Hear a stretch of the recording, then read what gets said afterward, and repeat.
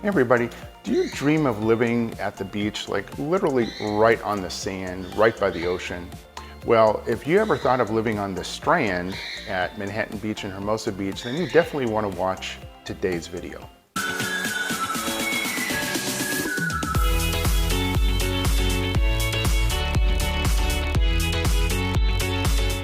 So today's video is about living on the Strand in Manhattan Beach and Hermosa Beach, but specifically 5 reasons why you do not want to live on the Strand in Manhattan Beach and Hermosa Beach. A little counterintuitive, but hear me out and let's get right into it. Here's number 5.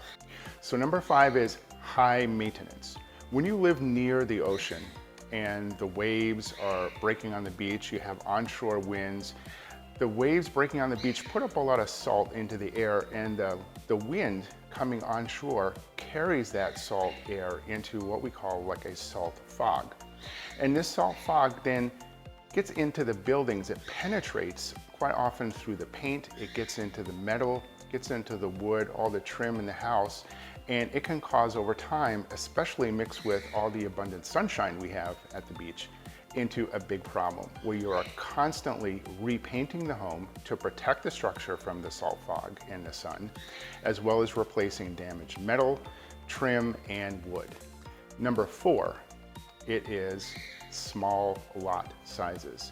So the lot sizes along the Strand and even a few blocks back behind the Strand in the sand section of both Manhattan Beach and Hermosa Beach are like really small.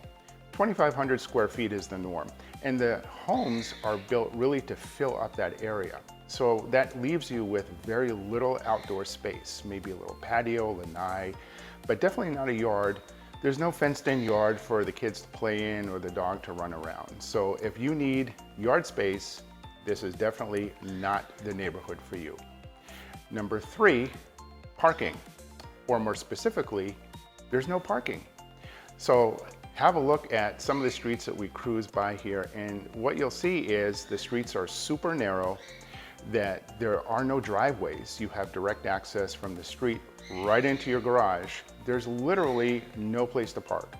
If you're one of those families that is thinking about maybe 30 for Thanksgiving dinner, it's not going to happen here unless you run a shuttle bus from the nearest municipal parking lot. So keep that in mind if you are somebody who entertains frequently and you're going to have a lot of guests over. There just is no place to park. Number 2, it is privacy, or more specifically, there isn't any.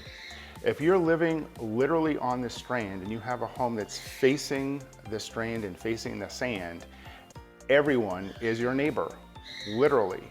People who are walking, jogging, biking, walking their dogs, the people playing beach volleyball, surfers, I mean, even the dolphins can see into your bedroom. Everyone is your neighbor. You really have no privacy. So you have to kind of think about, is this really the right place to live? And if you want privacy, you're going to have to close your shutters and bring down your blinds. And if you close off all of your windows, that kind of defeats the purpose of living on the Strand in the first place, right? Because you wanted that beach view, that ocean view, and now you're not going to have it because you've closed up all of your windows in order to gain privacy. So that's something to really think about. And the number 1 reason why you may not want to live on the Strand is price. Homes here are really, really expensive. These are premium views, and these are some of the most expensive homes in Los Angeles County. So you can actually find less expensive homes in Beverly Hills.